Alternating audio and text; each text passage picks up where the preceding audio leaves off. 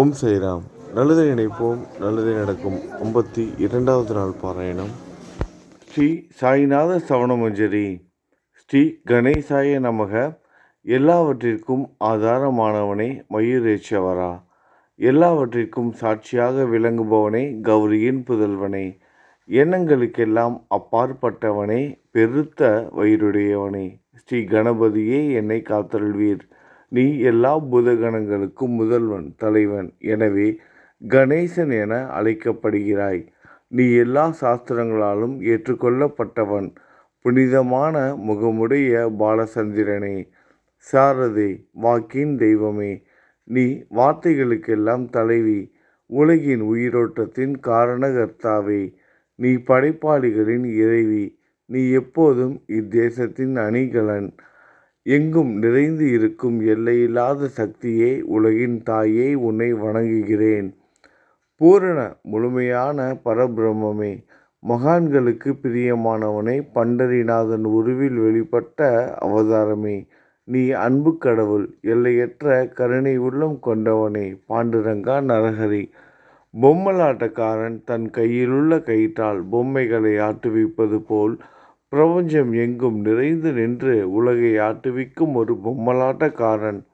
உன் மெய்ப்பொருளை உய்த்துணர அறிவியல் ஏடுகளும் புனித நூல்களும் இன்னமும் முயன்று கொண்டுதான் இருக்கின்றன. மெத்த படித்தவர்களுக்கு நீ வெளிப்பட்டதே இல்லை.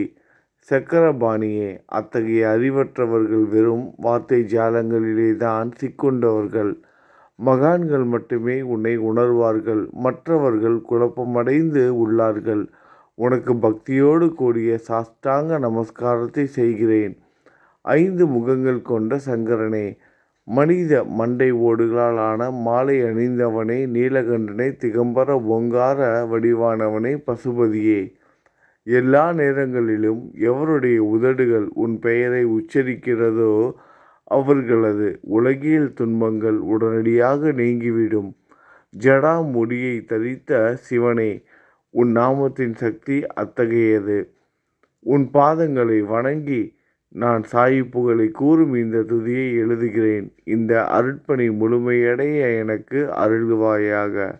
நீலகண்டா, அழகால விஷமுண்ட சிவனே. இப்போது அத்திரி மகரிஷியின் புதல்வரான தத்தாத்திரேயரையும் குலதெய்வமான இந்திரனையும் துக்காராமையும் எல்லா ஞானிகளையும் பக்தர்களையும் பணிகிறேன். சாயிநாதா, உனக்கு வெற்றி கிட்டட்டும். பாவிகளை கடை தேற்றும் கருணை உள்ளவரே, உங்கள் பாதங்களில் என் தலையை வைத்து இருத்தி வேண்டுகிறேன். உன் பாதுகாப்பை எனக்கு அருள்வாய். நீ முழுமையான பரபிரம்மம், ஆனந்தத்தின் இருப்பிடம். நீயே விஷ்ணு. மனிதர்களுள் தலை சிறந்தவர். மன்மதனை எரித்த உமையொரு பாகனும் நீயே. நீ மனித உருவில் தோன்றிய இறைவன், அறிவு என்னும் ஆகாயத்து சூரியன். நீ கருணைக்கடல். நீ பிறவி பிணிக்கு ஒரு அருமருந்து. நீ ஏழைகளுக்கும் கீழ்த்தட்டு மக்களுக்கும் விரும்பியதை கொடுக்கும் சிந்தாமணிக்கல். நீ உன் பக்தர்களை பரிசுத்தப்படுத்தும் தெய்வம். உலக வாழ்க்கை என்னும் சம்சார கடலில் மூழ்குபவர்களை காப்பாற்றும் ஓடம். நீ அஞ்சுபவர்களின் புகலிடம். நீ இந்த பிரபஞ்சம் தோன்ற முதற் காரணமான பரிசுத்த பேரின்ப பேருணர்வு. நீ கருணையே உருவானவன். உனது பலவிதமான வெளிப்பாடுகளில் இந்த உலகமும் ஒன்று.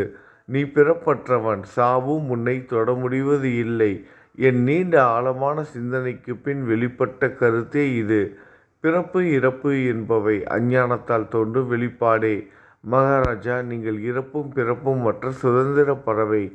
தண்ணீர் நீரூற்றாக தோன்றினால் அதன் ஆதாரம் அங்கு இருப்பதாக அர்த்தமா?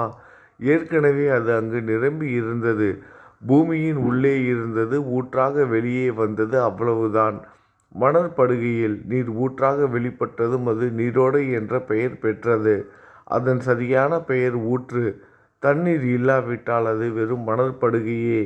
அந்த மணற்படுகையில் தண்ணீர் ஊற்றாக வந்தாலும் அல்லது வற்றி போனாலும் தண்ணீருக்கு அதனால் ஒன்றுமாவது இல்லை. ஏனென்றால் தண்ணீர் அந்த மணற்படுகைக்கு எந்தவிதமான முக்கியத்துவமும் கொடுப்பது இல்லை.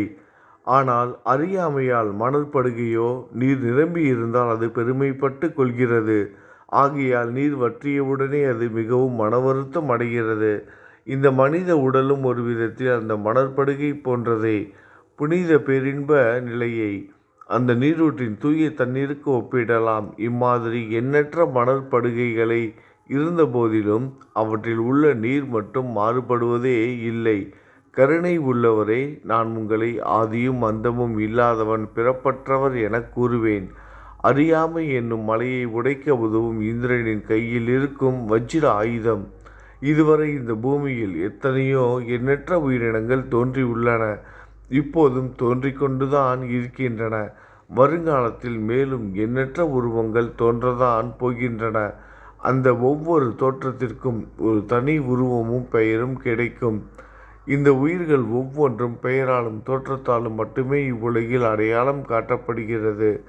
ஆகையால் அந்த சுத்த பேருணர்வு நிலையை நீ நான் என்று பிரித்து காட்டுவது சரியல்ல. ஏனென்றால் எது இரண்டாக தோன்ற முடியாதோ அதுவே உண்மையில் பரிசுத்த பேரின்ப பேருணர்வு சைதன்யம் எனப்படும். அது ஒன்றே அனைவரின் உள்ளும் ஆத்மா என்ற பெயரில் உள்ளது. மேலும் உண்மையை சொல்வதானால் அந்த ஒரே ஒரு சுத்த பேரின்ப பெருணர்வு நிலைதான் உலகம் முழுவதும் வியாபித்து இருக்கிறது. அப்படி இருக்கையில் நீ நான் என்ற வேற்றுமைகள் எவ்வாறு இருக்க முடியும்? நீருண்ட மேகத்தில் உள்ள நீரின் தன்மை உலகெங்கிலும் ஒன்றே. ஆனால் அது பூமியை அடைந்தது வெவ்வேறு தோற்றங்களை ஏற்கின்றன. நதி, ஏரி, ஊற்று. கோதாவரி மணற்படுகையில் விழும் நீர் கோதாவரி நதி என்று அழைக்கப்படும். அதே சமயம் கிணறு ஒன்றில் விழும் நீருக்கு அந்த சிறப்பு தகுதி கிடைப்பது இல்லை. கோதாவரி நதி மிகவும் புனிதமானது. நீங்கள் அதில் உள்ள நீரை போன்றவர். நாங்கள் குளம், குட்டை, சகதியில் உள்ள நீர் போன்றவர்கள். நம் இருவருக்கும் இடையே உள்ள வித்தியாசம் இதுதான். எங்கள் வாழ்வின் குறிக்கோளை அடைவதற்கு நாங்கள் உங்களிடம் வர வேண்டும். கூப்பிய கரங்களுடன் சரணடைய வேண்டும். ஏனென்றால் நீங்கள் ஒருவரை புனிதத்தின் உறைவிடம். புனிதமடைந்த கோதாவரி நதி மணற்பரப்பில் மழைநீர் பாயத் தொடங்கும் பொழுது அந்த நீர் புனிதத்தன்மையை அடையும். அதை வெறும் தண்ணீராக மட்டும் கருதினால் அந்த தண்ணீர் தான் எல்லா இடங்களிலும் இருக்கிறதே. கோதாவரி நதி தீரம் முழுவதும் புனிதமாக கருதப்பட்டது. பூமியின் அந்த மணற்பகுதி அதன் புனித தன்மையை நிர்ணயம் செய்கிறது. நீருண்ட மேகத்தினின்று கீழே விழுந்த நீரின் புனித தன்மையை எந்த பூமியின் பகுதி மாற்றவில்லையோ அந்த பகுதியை சாஸ்திரம் அறிந்தவர்கள் கோதாவரி என்று கூறுகிறார்கள். மற்ற பகுதிகளில் விழுந்த நீர் அந்த பகுதியில் உள்ள மண்ணின் குணத்தை ஏற்றுக்கொண்டது, புனித தன்மையை இழந்தது. மேகத்தில் இருந்த பொழுது பரிசுத்தமாக இருந்த நீர் அசுத்தமாகவும் கசப்பாகவும் உப்பாகவும் மாறிவிட்டது. 6 வித உட்பகைகளை அகற்றி காமம், கோபம், பேராசை, வெறுப்பு, அகங்காரம், பொறாமை புனித உடலெடுத்து வந்த குருதேவா தங்களை புனித மகான் என்று அழைப்பதை சால பொருந்தும். ஆகவே நீங்களே புனித கோதாவரி. நீங்கள் புடம் போடப்பட்டதாலேயே தான் நான் உங்களை புனித கோதாவரியாக உருவகம் செய்கிறேன். இயங்கும் அத்தனை படைப்புகளிலும் நீங்கள் சிறப்புற முதன்மை பெறுகிறீர்கள். பிரம்மா உயிர்களை படைக்க ஆரம்பித்ததிலிருந்தே உலகம் தோன்றியது முதல் கோதாவரி நதி இருக்கிறது. நீர் நிறைந்து பாயும் அந்த நதியில் இன்று வரை தண்ணீர் வற்றியதே இல்லை. ராவணனின் எதிரியான ராமர் கோதாவரி நதியின் கரைக்கு வந்தபோது ஓடிக்கொண்டிருந்த தண்ணீர் இன்று வரை அதே இடத்தில் எப்படி இருக்க முடியும் என்று சற்றே யோசித்து பாருங்கள். கோதாவரி நதியின் மணற்படுகை மட்டும் அதேதான். தண்ணீர் கடலை சென்றடைந்து விட்டது. ஆனால் அந்த கோதாவரி நீர்ப்படுகையுடன் புனிதத்தன்மை மட்டும் என்றுமே மாறாமல் இன்று வரை அப்படியே உள்ளது. ஒவ்வொரு வருடமும் பழைய நீர் வெளியேறி புதிய நீர் அதற்குள் பாய்கிறது. உங்களுக்கு தெரிந்த வாழ்க்கை நீதிதான் அது. ஒரு நூற்றாண்டை ஒரு ஆண்டாக கணக்கிட்டால் அந்த நூற்றாண்டில் தோன்றிய முனிவர்கள் பாயும் நீரை போன்றவர்கள். அவர்களின் மிகப்பெரிய மகான்கள் அந்த நீரின் தோன்றும் அலைகள் போன்றவர்கள். இந்த புனித கோதாவரி நதியில் முந்தைய நூற்றாண்டுகளில் சனாதர், சனதர், சனந்தனர் போன்ற மகான்கள் வெள்ளமாக தோன்றினார்கள். பிறகு நாரதர், தும்ரு, துருவன், பிரகலாதன், மகாபலி சக்கரவர்த்தி, சபரி, அங்கதன், வாயுகுமாரனான அனுமான், விதுரர், கோபர்களும் கோபியர்களும் வெள்ளமாக தோன்றினர். இவ்வாறு இன்று வரை கடந்த நூற்றாண்டுகள் ஒவ்வொன்றிலும் ஒன்றன் பின் ஒன்றாக மகான்களாகிய வெள்ளம் தோன்றியது. அவற்றையெல்லாம் என்னால் ஞாபகப்படுத்தி கூற முடியவில்லை. சாய்நாதா, இந்த நூற்றாண்டில் 19ஆம் நூற்றாண்டு புனித கோதாவரி நதியில் சந்தேகத்திற்கு இடமில்லாமல் நீங்கள் வெள்ளமாக பாய்ந்தீர்கள். எனவே உமது தெய்வீகமான பாதங்களை வணங்குகிறேன் மகாராஜா. நான் செய்யும் தவறுகள் உங்கள் கவனத்தில் வைத்து கொள்ள வேண்டாம் என மன்றாடி கேட்டுக்கொள்கிறேன். நான் ஒரு எளியவன், அறியாதவன், தீய குணங்கள் கொண்ட மிகப்பெரிய பாவி.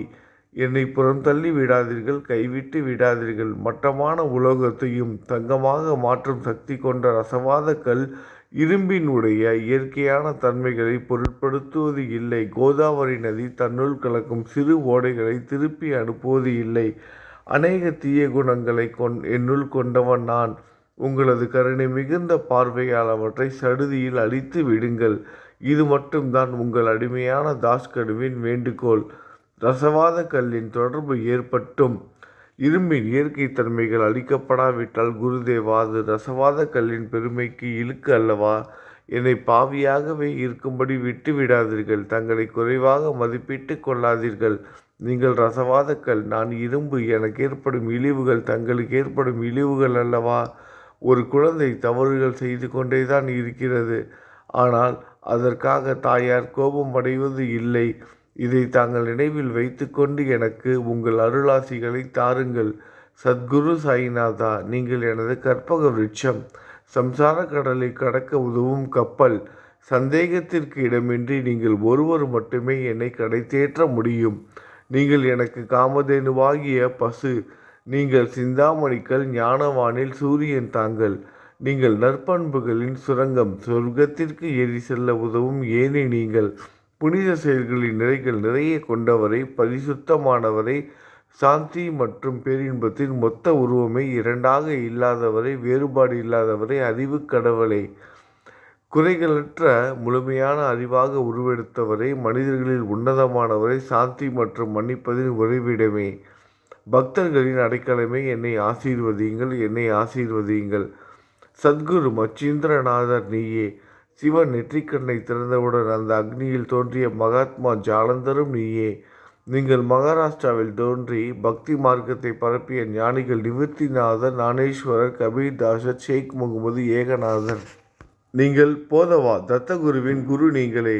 பண்டரிநாதரின் அடியவர் சாவதா மாலி. நீங்கள் உண்மையில் ஆஞ்சநேயரின் மறு அவதாரம் ராமதாசர். நீங்கள் மகாராஷ்டிர ஞானி பாண்டுரங்கன் மீது அபகங்கள் என்னும் கீர்த்தனை நிறைய இயற்றிய துகாராம். சாயிநாதா, நீங்கள் முஸ்லீம் ஞானி ராமபக்தர் ஷகாராம். நீங்கள் தத்தாத்திரேயரின் மறு அவதாரம் மாணிக் பிரபு. உங்களது இன்றைய அவதார தோற்றம் மற்றும் உங்களுடைய எண்ணற்ற தன்மைகளை புரிந்து கொள்ள உண்மையில் கடினமாக இருக்கிறது. உங்களது ஜாதி குலம் பற்றிய எதையும் நீங்கள் எவருக்கும் வெளிப்படுத்தியது இல்லை. சிலர் உங்களை முஸ்லீம் என்கிறார்கள், சிலர் உங்களை பிராமணர் என்கிறார்கள். கிருஷ்ணரை போன்று எண்ணற்ற தெய்வீக லீலைகளை செய்வதெல்லாம் உங்களுக்கு ஒரு விளையாட்டு. ஸ்ரீ கிருஷ்ண பரமாத்மாவை பார்த்து உய்த்துணர்ந்த பல்வேறு மக்கள் பலவிதமான பெயர்களிட்டு அவரை அழைத்தனர். சிலர் அவரை எதுகுலத்தின் அணிகலன் என்றனர். சிலர் அவரை மாடுகள் மேய்க்கும் இடையன் என்றனர். யசோதை அவரை பச்சிளம் குழந்தை என்றால். கிருஷ்ணனின் மாமனாகிய கம்சன் அவரை மகா காலன், உயிரை குடிக்கும் யமன் என்றான். அர்ஜுனன் அவரை எங்கும் நீக்கமர நிறைந்துள்ளவர் என்றான். அவ்வாறே குருநாதா, ஒவ்வொரு மனிதனின் மனநிலைக்கு ஏற்ப, அவரவர் எண்ணங்களுக்கு ஏற்ப உங்களுக்கு பெயர்களை சூட்டினார்கள். மசூதி நீங்கள் வாழும் இருப்பிடம். உங்கள் காதுகள் குத்தப்படவில்லை. இந்து மத வழக்கப்படி காதுகள் குத்தப்பட வேண்டும். பாத்தியா ஓதுவதை பார்த்து நீங்கள் முஸ்லீம் என்று கூறுவது பொருத்தமானதே. கருணாமூர்த்தியே, அதேபோல் நீங்கள் அக்னியை வழிபடுவதை பார்த்து நீங்கள் ஒரு இந்து என்று முடிவு செய்யப்பட்டது. இந்த வெளிப்புற வித்தியாசங்களை வீண் விவாதம் செய்யும் எண்ணம் கொண்டவர்களை விரும்புவார்கள். உண்மையான ஞானத்தில் ஆர்வம் கொண்டவர்கள் இந்த வெளிப்புற வேறுபாடுகளுக்கு முக்கியத்துவம் தரமாட்டார்கள். நீங்கள் பிரம்மத்தின் நிலையில் இருக்கிறீர்கள். ஜாதி குலம் போன்றவை உங்களுக்கு முக்கியமில்லை. நீங்கள் எல்லோருக்கும் மேலான உயர்ந்த குருவாகவும் இந்த பிரபஞ்சத்தை படைத்தவராகவும் இருக்கிறீர்கள். முஸ்லிம் இந்துக்களுக்கு இடையே பகைமையுணர்வு ஏற்பட்டதால் அவர்களுக்கிடையே இணக்கமான உறவையும் ஒற்றுமையையும் ஏற்படுத்துவதற்காகவே நீங்கள் மசூதியில் அமர்ந்து அக்னி வழிபாட்டை நடத்தி உங்கள் லீலைகளை பக்தர்களுக்கு காட்டினீர்கள். நீங்கள் ஜாதி மதங்களுக்கு அப்பாற்பட்டவர். நீங்கள் பிரம்மமே. உண்மையில் அதுவே நீங்கள்தான். நீங்கள் உண்மையில் எண்ணங்களுக்கும் அப்பாற்பட்டவர். உங்களை பற்றிய வாத பிரதிவாதங்கள், ஊகங்கள், ஆதாரம் இல்லாத கருத்துக்கள் நடமாடும் இடத்தில் என் வார்த்தைகளுக்கு முக்கியத்துவம் எப்படி கிடைக்கும்? ஆனால் உங்களை பார்க்கும் பொழுது என்னால் மௌனமாக இருக்க முடியவில்லை. வார்த்தைகளால் போற்றுதலே உலக வழக்கில் உள்ள ஒரே வழக்கம். ஆகையினால் உங்கள் அருளாசியுடன் வார்த்தைகளால் எப்படி எல்லாம் போற்ற முடியுமோ அவ்வண்ணமே போற்றி புகழ்கிறேன். கடவுளின் நிலையை விட மகான்களின் நிலை வேறுபட்டும் மிக உயர்ந்ததாகவும் இருக்கும். மகான்களின் அருகில் நான், எனது போன்ற எண்ணங்களுக்கு இடமே இல்லை. கடவுளை வெறுத்ததால் இரணியகசிபுவும் ராவணனும் கொல்லப்பட்டனர். மகான்கள் கைகளால் இத்தகைய துர்சம்பவங்கள் ஏற்படுவதே இல்லை.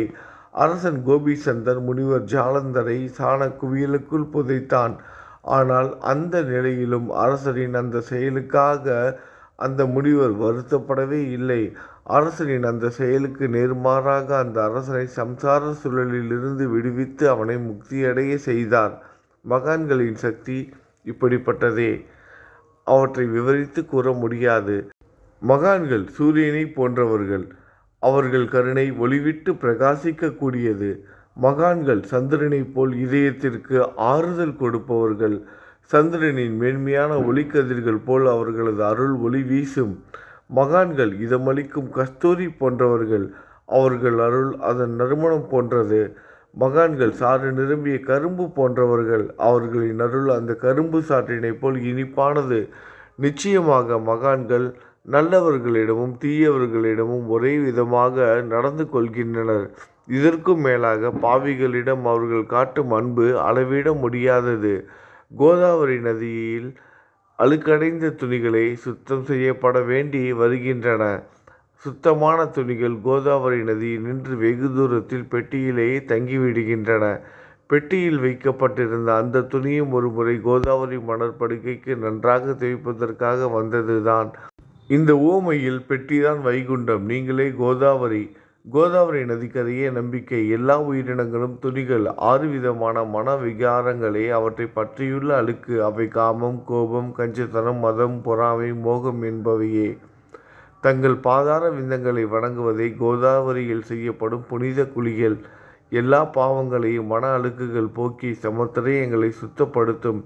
சம்சார வாழ்க்கையில் உழலும் மக்களாகிய நாங்கள் மேலும் மேலும் பாவம் செய்கிறவர்களாக இருக்கிறோம். எனவே மகான்களின் தரிசனம் பெறுவதற்கு நாங்கள் தகுதியுடையவர்கள் ஆகிறோம். கோதாவரி நதியில் தண்ணீர் நிரம்பியுள்ளது. படித்துறையில் துவைப்பதற்காக துணிகள் வருகின்றன. அவை துவைக்கப்பட்டு சுத்தப்படுத்தப்படாவிட்டால் கோதாவரி நதிக்கல்லவா இழுக்கை தேடித்தரும். நீங்கள் அடர்ந்த இலைகளுடன் கூடிய நிழலையும் குளிர்ச்சியையும் தரும் மரம். உண்மையில் நாங்கள் வழிப்போக்கர்கள். எங்களை 3 வித துக்கங்கள், இயற்கை இடர்பாடுகளால் வரும் துன்பங்கள், நமது உடலுக்கு வரும் நோய் நொடிகள், அஞ்ஞானத்தால் நிரம்பிவிடும் பாவ மூட்டை எனப்படும் வெயில் சுட்டரிக்கின்றன. கருணாமூர்த்தியே, அந்த சுட்டரிக்கும் 3 வித தாபங்களின் வெப்பத்திலிருந்து எங்களை காப்பாற்றும். குருராயா, தங்கள் அன்பு மிகுந்த கருணை என்னும் குளிர் நிழல் இந்த சம்சாரம் என்னும் வாழ்க்கை கடலை கடக்க உதவும் தன்மை கொண்டது. மரத்தின் அடியில் அமர்ந்தும் ஒருவன் சூரியனின் சுட்டரிக்கும் வெப்பத்தை உணர்ந்தால் அந்த மரத்தை நிழல் தரும் மரம் என்று கூற முடியுமா? பாருங்கள், உங்கள் அருளின்றி இந்த உலகில் நல்லது என்பது ஏற்படுவது இல்லை. எனவே தர்மத்தை நிலைநிறுத்துவதற்காக சேஷசாயி அர்ஜுனனுக்கு நண்பனாக, வழிகாட்டியாக மற்றும் ஆன்மீகவாதியாக மாறினார். சுக்கிரீவனின் அன்பினாலே விபீடனன் அரசன் ராமனின் நட்பை பெற்றான். ஸ்ரீ ஹரியும் மகான்கள் மூலமாகத்தான் பெருமை பெற்றார். பிரம்மம் உருவமற்றது. எனவேதான் வேதங்களால் அதை வர்ணிக்க முடியவில்லை. பூமியில் அதை மனித உருவில் தோன்ற வைத்து மகான்கள் அதன் உருவமற்ற தன்மையை மாற்றினர். தாமாஜி என்ற பக்தருக்காக பாண்டுரங்கனை ஒரு தாழ்த்தப்பட்ட குளத்தில் பிறக்க வைத்தார். சோகமேளா என்ற பக்தருக்காக உலகின் தெய்வமாகிய இறைவனை இறந்த எருமைகளின் உயிரற்ற உடல்களை எடுக்க வைத்தார். மகான்களின் பெருமையை உணர்ந்த இறைவன் தண்ணீர் சுமந்து உழைத்தார். உண்மையில் மகான்கள் எல்லாவற்றையும் தாங்கும் சக்தியும் சச்சிதானந்த பிரபுவுமாகிய இறைவனை நிஜமானர்களே. இதற்கு மேலும் சொல்வதற்கு ஏதும் இல்லை. நீங்களே என் தாயும் தந்தையும் ஷீரடி கிராமத்தில் வசிக்கும் சத்குரு சாயிநாதா. பாபா, உங்கள் லீலைகளை எவர் ஒருவராலும் உண்மையிலேயே புரிந்து கொள்ள முடியாது என்கிற போது சாதாரண மனிதனாகிய நான் எவ்வாறு அவற்றை விளக்க முடியும் கூறுங்கள். எல்லா உயிரினங்களையும் காப்பாற்ற நீங்கள் ஷீரடிக்கு வந்திருக்கிறீர்கள். மண் அகல் விளக்குகளில் வெறும் தண்ணீரை ஊற்றி அவற்றை எரிய வைத்தீர்கள். மிக குறுகிய மரப்பலகையை தொங்கும் மூஞ்சல் படுக்கையாக்கி உங்கள் யோக சக்தியை உங்கள் பக்தர்களுக்கு காட்டினீர்கள். அநேக பெண்களின் மலட்டுத்தன்மையை முழுவதுமாக நீக்கினீர்கள். உதியின் மூலம் அநேக பேரின் வியாதிகளை குணமடைய செய்தீர்கள். இவ்வுலகம் சம்பந்தமான துன்பங்களை நீக்குவது உங்களுக்கு ஒரு பொருட்டே அல்ல. யானை ஒன்று எறும்பை சுமையாக கருதுமா?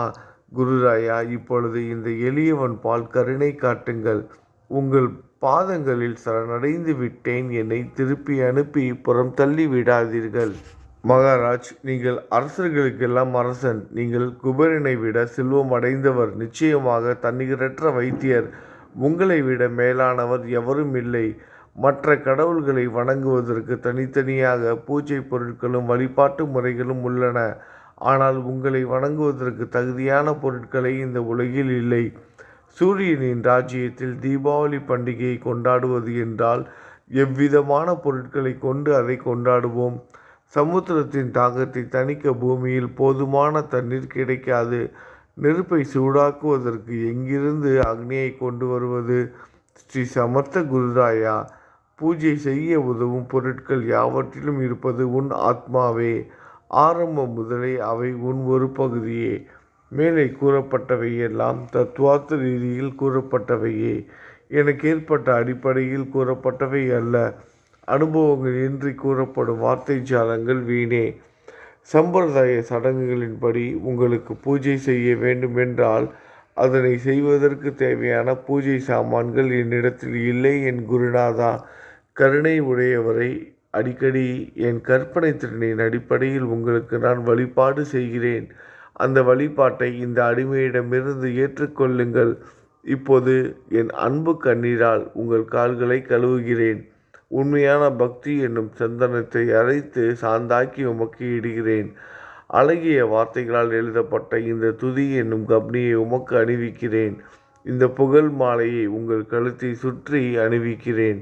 என் கெட்ட குணங்களை தூபமாக்கி உமக்கு முன் எரிய விடுகிறேன். தீய குணங்களின் கூட்டு பொருளே ஆனாலும் அது எரியும் போது அதிலிருந்து தீய வாசனை எழுவது இல்லை. சத்குருவுக்கு முன்பு இல்லாமல் வேறு எங்காவது இந்த தூபம் எரிய விடப்பட்டால் அங்கெல்லாம் இந்த தூபத்தின் நிலை கீழே கொடுத்த மாதிரி ஆகும். அதாவது சாம்பிராணியை நெருப்பில் போட்டவுடன் அது பொசுங்கி அதில் உள்ள நல்ல மனம் என்ற நற்குணம் அதை விட்டு மறைந்து போகிறது.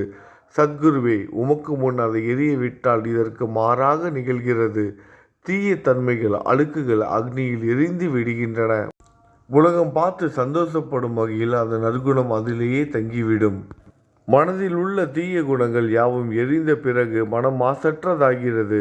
கங்கையில் உள்ள மாசுக்கள் நீங்கியவுடன் கங்கை புனிதமடைகிறது.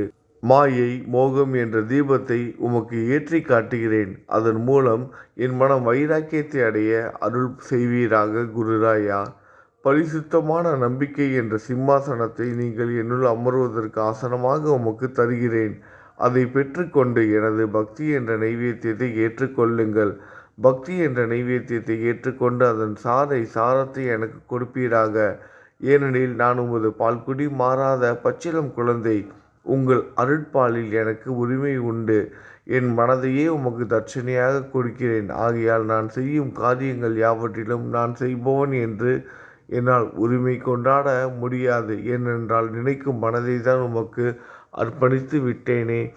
இப்பொழுது பணிவுடன் கூடிய பிரார்த்தனையோடு உங்களை சாஷ்டாங்க நமஸ்காரம் செய்கிறேன். தெய்வீக சாயிநாதா, தயவு செய்து நீங்கள் அதை ஏற்றுக்கொள்ளுங்கள்.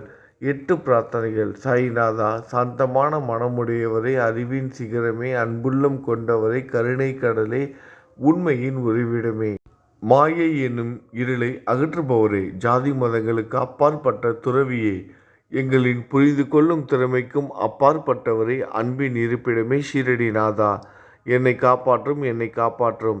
ஞான சூரியனே, ஞானத்தை அளிப்பவரே, எல்லாவித நல்ல செயல்களையும் செய்பவரே, பக்தர்களின் மனங்களில் ஒளிரும் பரமஹம்சரே, தங்களை சரணடைந்தவர்களை காப்பவரே, படைக்கும் தொழில் புரியும் பிரம்மாவே நீங்கள், காக்கும் கடவுள் விஷ்ணுவே நீங்கள், 3 உலகங்களையும் கடைசி லயமடைய செய்யும் ருத்திரனும் சிவனும் நீங்களே. நீங்கள் இல்லாத இடமே இந்த பூமியில் ஏது? எல்லாம் அறிந்த இறைவன் நீங்கள். எங்கள் அனைவரின் இதயங்களிலும் வசிப்பவரும் நீங்களே. எனது எல்லா குற்றங்களையும் மன்னிக்க வேண்டும் என வேண்டி கேட்டுக்கொள்கிறேன். அலை அலைகளாக வரும் சந்தேகங்களையும் மன மயக்கங்களையும் போக்குவீராகுக. நீங்கள் பசு, நான் புதிதாக பிறந்த இளம் கன்று. நீங்கள் சந்திரன், நான் சந்திர காந்தக்கல். தங்கள் பாதங்கள் கங்கை நதி புண்ணியத்தை தருவதால் பணிவுடன் இந்த அடிமை உங்களுக்கு தலை வணங்குகிறேன். உங்கள் கைகளை என் தலைமீது வைத்து ஆசி கூறுங்கள். கவலைகளும் துன்பங்களும் பறந்தோடட்டும். நான் உங்கள் அடிமை. இந்த 8 துதிகளையும் கூறி நான் உங்களை சாஷ்டாங்கமாக நமஸ்கரிக்கிறேன். எனது பாவங்கள், துயரங்கள், ஏழ்மை யாவும் உடனடியாக விலகட்டும். நீங்கள் பசு, நான் கன்று. நீங்கள் தாய், நான் உங்கள் குழந்தை. என் மீது கடினம் காட்டாதீர்கள். நீங்கள் மேற்கு தொடர்ச்சி மலைப்பகுதி, மலையகிரியில் உள்ள சந்தனம். நான் முள் அடர்ந்த புதர். நீங்கள் புனிதமான கோதாவரி நீர். நானோ பெரும் பாவி. குருநாதா, உங்கள் தரிசனம் கிடைத்த பிறகும் என்னிடம் உள்ள கெட்ட குணங்கள் என்ற அழுக்கு என் மனதிலேயே தங்கி இருக்குமானால் உங்களை சந்தனம் என்று யார் கூறுவார்கள்? கஸ்தூரியின் அருகாமையில் உள்ள மண்ணும் உயர்வாக போற்றப்படுகிறது. மலரின் தொடர்பினால் தானே அதன் நாரும் தலையில் உயர்ந்த இடத்தை பிடிக்கிறது. மலரால் மனம் பெற்ற நாற்போல் மகான்களும் அப்படிப்பட்டவர்களே. அவர்களுடன் தொடர்புடைய எந்த பொருளும் மிகவும் உயர்வாக மதிக்கப்படுகிறது. சிவபெருமான் விபூதி, லங்கோடு, நந்தி ஆகியவற்றை ஏற்றுக்கொண்டதால் 8 திக்குகளிலும் அந்த பொருட்கள் புகழப் பெறுகின்றன. இடையர்களை மகிழ்விப்பதற்காக யமுனை நதிக்கரையில் உள்ள பிருந்தாவனத்தில் உலகிற்கெல்லாம் இறைவன் தகிகாலா உரியடி விளையாட்டு என்ற விளையாட்டை விளையாடினான். அதுவும் அறிவுடையோர் மத்தியில் ஏற்றுக்கொள்ளப்பட்டது. ஆகவே நான் பாவியான போதிலும் உங்கள் சேவையில் ஈடுபட்டு உள்ளேன். குருநாதரை, என் நிலைமையை பற்றி மனதில் எண்ணிப்பாரும். குருநாதா, இந்த லௌகீக உலகிலோ அல்லது ஆன்மீக வழியிலோ எந்த விஷயங்களெல்லாம் எனக்கு சந்தோஷத்தை கொடுக்கும் என என் மனம் சந்தேகமில்லாமல் நம்புகிறதோ அவற்றையெல்லாம் நீங்கள் எனக்கு அளித்தருள வேண்டும். உமது கருணையால் இந்த மாதிரி செய்துவிடும். எனது மனதை அடக்கிவிடுங்கள். சமுத்திரங்கள் எல்லாம் தித்திப்பாக மாறினால் பிறகு அவை உப்பு கரிக்குமே என்ற பயம் தோன்றாதே. சமுத்திரத்தை தித்திப்பாக்கும் சக்தி உங்களுக்கு உண்டு. ஆகையால் தான் எனது இந்த வேண்டுகோள். தயவு செய்து இந்த வேண்டுகோளை நிறைவேற்றும். என்னிடம் என்னென்ன குறைகள் உண்டோ அவை அனைத்தும் உங்களுடையதே. ஆத்ம ஞானம் பெற்றவர்களில் முதலிடத்தில் உள்ள உங்களிடம் குறை என்பதை பொருந்தாதே. இப்போது இதற்கு மேலும் நான் ஏன் அதிகம் பேச வேண்டும்? நீங்கள் தான் எனது ஒரே அடைக்கலம். தாயின் இடுப்பிலுள்ள ஒரு குழந்தை இயல்பாகவே பயமற்று இருக்கும். மகாராஜ், இந்த துதியை எவரவர்கள் அன்புடன் படிக்கிறார்களோ கேட்கிறார்களோ அவர்களின் ஒவ்வொருவரின் ஆசைகளை தயவு செய்து நிறைவேற்றும். இந்த துதியை படிப்பவர்களின் கேட்பவர்களின் 3 வித தாபங்களையும், இயற்கையின் இடர்பாடுகளில் வரும் துன்பங்கள், நமது உடலுக்கு வரும் நோய் நொடிகள், அஞ்ஞானத்தால் நிரம்பிவிடும் பாவ மூட்டை 1 ஆண்டிற்குள் விலகிவிடும் என்பதே இந்த துதிக்கு உங்களது ஆசையாக என்றென்றும் நிரந்தரமாக இருக்கட்டும். குளித்து முடித்துவிட்டு மனதின் முழுமையான நம்பிக்கையுடன் இந்த துதியை தொடர்ந்து பாராயணம் செய்ய வேண்டும். அப்படி முடியாவிட்டால் வாரம் வாரம் வியாழந்தோறும் சத்குருவை வணங்கி அவர் உருவை தியானம் செய்து கொண்டு இந்த துதியை பாராயணம் செய்யுங்கள். இதுவும் கூட முடியாவிட்டால் மாதம் வரும் 2 ஏகாதசி தினங்களில் இந்த துதியை பாராயணம் செய்யுங்கள். இது ஏற்படுத்தும் விளைவுகளை பார்த்து அதிசயப்படுவீர்கள். குருமூர்த்தியான சாயிநாதர் இந்த துதியை பாராயணம் செய்பவர்களுக்கு இவ்வுலகியல் ஆசைகளை முழுமையாக உடனடியாக நிறைவேற்றுவார். இந்த துதியை திரும்ப திரும்ப பாராயணம் செய்வதால் முட்டாள்கள் கூர்மையான புத்தியை அடைவார்கள். யாருடைய வாழ்நாளாவது குறைவானதாக இருப்பின் இந்த துதியை அவர்கள் படிப்பதால் 100 ஆண்டு காலம் வாழ்வார்கள். இந்த துதியை தொடர்ந்து பாராயணம் செய்து வந்தால் செல்வம் குறைவாக இருந்தால், ஏழையாக இருந்தால், செல்வத்தின் அதிபதி குபேரன் அவர்கள் வீட்டிற்கு வந்து தங்கி அவர்களுக்கு ஏவல் புரிவான். இது சத்தியம், இது சத்தியம், இது சத்தியம் என 3 முறை கூறுகிறேன். குழந்தை செல்வம் இல்லாதவர்கள் இந்த துதியை தொடர்ந்து படித்து வந்தால் குழந்தை செல்வம் பெறுவர். இந்த துதியை படிப்பவர்களின் வியாதிகள் எல்லா பக்கங்களிலும் பறந்தோடிவிடும். வியாதியினின்று குணம் கிடைக்கும். இந்த துதியை திரும்ப திரும்ப படித்தால் பயம் மற்றும் கவலை மறைந்து போகும். மதிப்பும் மரியாதையும் கிடைக்கும். அழிவற்ற பிரம்மத்தை உணர்வார்கள். பிரம்ம ஞானம் கிட்டும். அறிவுடையோரை, இந்த துதியின் மீது உங்கள் இதயங்களில் முழுமையான நம்பிக்கை வையுங்கள். சந்தேகங்கள், நம்பிக்கையின்மை, தவறான எண்ணங்கள் ஆகியவற்றிற்கு கொஞ்சம் கூட மனதில் இடம் கொடுக்காதீர்கள். ஷீரடிக்கு புனித பயணம் மேற்கொள்ளுங்கள். பாபாவின் தாமரை பாதங்களை மனதில் நிறுத்துங்கள். அவர் அனாதைகளின் உறவினர், பக்தர்களின் விருப்பங்களை நிறைவேற்றும் கற்பகத்தரு. பாபாவால் உணர்வூட்டப்பட்டு இந்த துதியை நான் இயற்றினேன். இல்லாவிட்டால் எந்தவிதமான முக்கியத்துவமும் இல்லாத என்னால் இந்த துதியை எவ்வாறு எழுத முடியும்? சக ஆண்டு 1840, ஆங்கிலம் ஆண்டு 1918, புரட்டாசி மாதம் வளர்பிறையில் விநாயகர் சதுர்த்தி அன்று திங்கட்கிழமை 2வது யாமத்தில் சூரிய உதயத்திற்கு முன் இந்த பாமாலை நிறைவு செய்யப்பட்டது.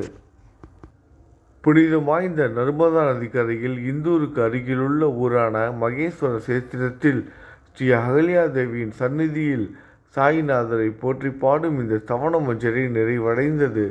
மகேஸ்வரம் என்ற புனித ஸ்தலத்தில் இந்த துதி நிறைவடைந்தது. ஸ்ரீ சாயிநாதர் என் மனதிற்குள் புகுந்து இந்த துதியின் ஒவ்வொரு வார்த்தையையும் என்னை கூற வைத்தார். எனது சீடன் தாமோதரன் இதை நான் கூற எழுதினான். தாஸ்கனுவாகிய நான் எல்லா ஞானிகள் மற்றும் துறவிகளின் வேலையால் எங்கும் மங்களம் பொங்கட்டும். ஸ்ரீ சாயிநாதரை போற்றி பணிவுடன் எழுதப்பட்ட இந்த ஸ்ரீ சாயிநாத சவணமஞ்சரி என்ற துதி பாராயணம் செய்பவர்கள் சம்சார கடலை கடக்க உதவட்டும். இது ஸ்ரீ பாண்டுரங்கனுக்கு தாஸ்கனுவின் நம்பிக்கை மற்றும் பணிவோடும் கூடிய பிரார்த்தனை. ஓம் சாய்ராம். நல்லது நினைப்போம், நல்லதே நடக்கும். ஓம் சாய்ராம்.